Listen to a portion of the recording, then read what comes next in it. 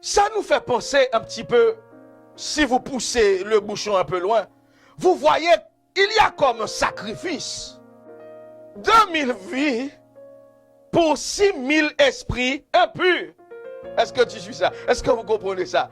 2000 vies pour 6000 esprits impurs. Si vous poussez la réflexion un peu loin, il y a échange, il y a substitution. Est-ce que ça vous parle un peu plus, les théologiens? Il y a substitution.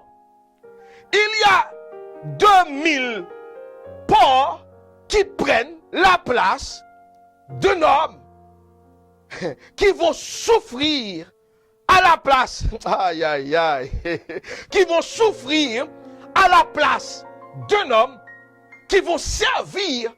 Est-ce que ça vous parle, les théologiens? Au rachat, à la rédemption, si vous préférez ça, de se posséder. Le Fils de Dieu ordonne à des entités spirituelles de quitter un homme qu'il maltraitait. Et ces entités spirituelles, ces esprits impurs, ont négocié, ont demandé 2000 vies.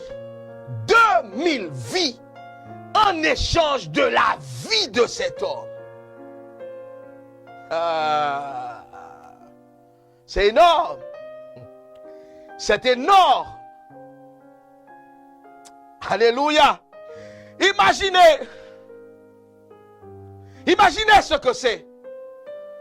On trouve des pratiques similaires à bien des égards dans beaucoup de religions, mais notamment dans les religions animistes. Pourquoi ne pas parler du vaudou? Où l'on sacrifie, oh tiens donc, des porcs. Bois caïman, pour les Haïtiens. C'était une cérémonie qui avait eu lieu à l'orée de l'indépendance d'Haïti, une cérémonie de vaudou qui avait eu lieu, selon dit-on, qui avait eu lieu. Et au cours de cette cérémonie, un porc avait été égorgé, avait été offert en sacrifice pour la cause de cette indépendance. C'est énorme. C'est énorme. Ici, il y a quelque chose de semblable. On ne peut pas nier qu'un troc avait été fait.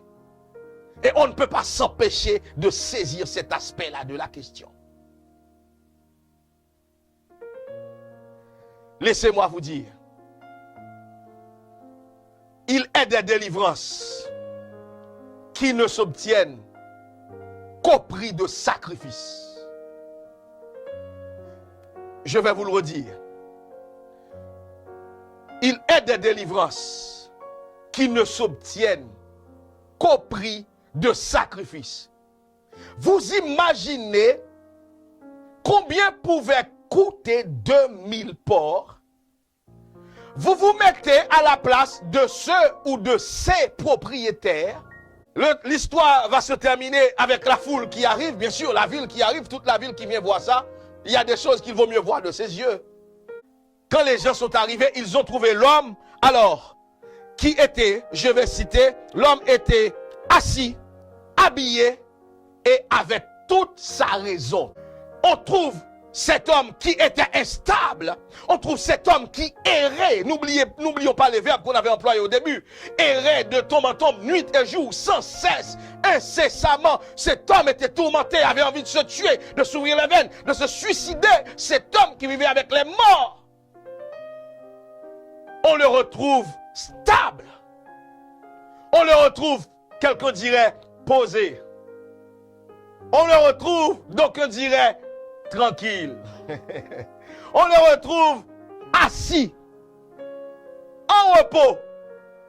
Jésus dit, venez à moi, vous tous qui êtes fatigués et chargés, vous tous qui êtes agités, je vous donnerai du repos.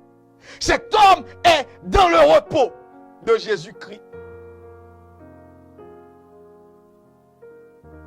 que soit la chose qui t'agite, tu peux retrouver la paix et le repos en Jésus-Christ. Venez à moi, vous tous qui êtes fatigués et chargés. Ces Juifs qui cherchaient la paix dans l'observance de la loi, Jésus leur dit, venez à moi. Vous qui cherchez dans la religion, vous qui cherchez dans toutes les philosophies, les courants de pensée, vous qui cherchez, Jésus dit, venez à moi.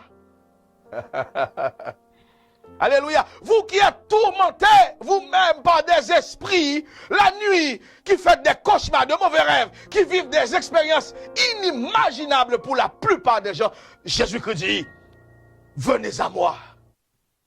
Venez à moi. Vous tous qui êtes fatigués et chargés, je vous donnerai du repos. Venez à moi. Alléluia. Venez. Je vous donnerai du repos. Gloire au Seigneur. Gloire à Jésus. Le texte grec, ce n'était pas la langue de départ. Hein. Ils ne parlaient, tous ces gens parlaient en araméen. Déjà, il y a déjà un premier défi exégétique. Hein. Ok, ces gens réfléchissaient en araméen.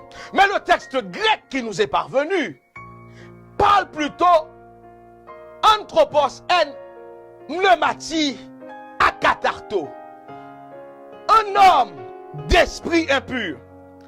Est-ce que c'est l'esprit de cet homme qui était corrompu? Ça veut dire quoi? Ça veut dire un homme d'esprit impur. Est-ce que c'est son esprit qui était malade?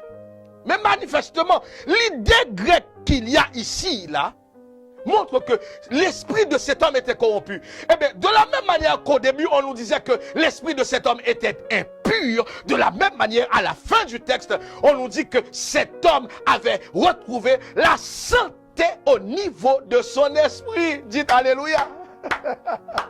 Dites Alléluia. Cet homme avait retrouvé la santé spirituelle.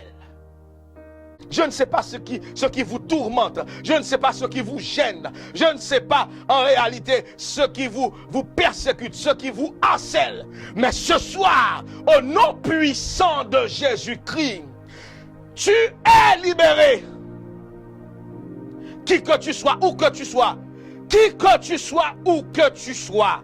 Au nom puissant de Jésus-Christ, dans le nom puissant de Jésus-Christ, nous avons la libération. Nous sommes protégés des esprits mauvais dans le nom de Jésus-Christ.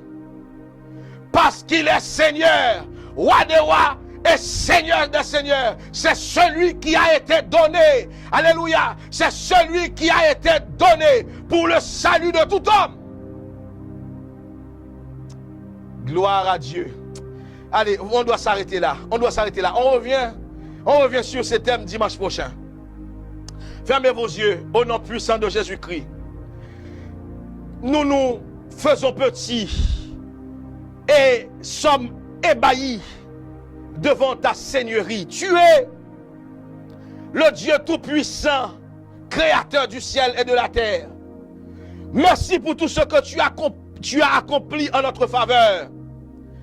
Au travers de ton Fils unique, Jésus-Christ, qui a donné sa vie en échange au nôtre. Ce soir, nous voulons te glorifier. Nous voulons t'adorer, nous voulons pousser pour toi un cri de victoire, un cri de louange, un cri d'adoration. Nous voulons te psalmodier, Seigneur Jésus, et te dire merci.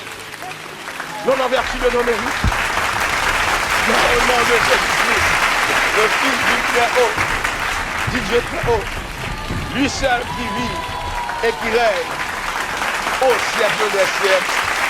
Amen, amen, amen. Applaudissez le Seigneur, applaudissez le Seigneur, applaudissez le Seigneur. Gloire à Jésus, gloire à Jésus, gloire à Dieu. Amen.